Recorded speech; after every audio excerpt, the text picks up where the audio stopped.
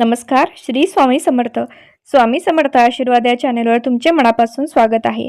आज आहे 26 सप्टेंबर. आज खूपच शुभ संयोग असा जुळून आलेला आहे. या पितृपंधरवाड्यामध्ये पितरांच्या सेवेसोबत आशीर्वादासोबत आपल्याला माता लक्ष्मीचा आशीर्वादही लाभणार आहे. बघूयात गुरुपुषामृताचा शुभ मुहूर्त काय असणार आहे.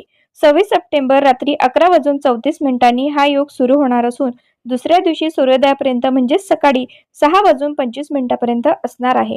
या गुरुपुषामृताच्या शुभ मुहूर्तावर सोने चांदी खरेदी करतात, नवीन वाहन, वास्तू, नवीन व्यवसाय सुरू करतात.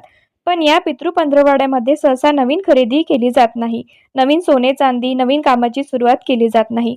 पण या गुरुपुषामृताच्या शुभ मुहूर्तावर तुम्ही नक्कीच खरेदी करू शकतात.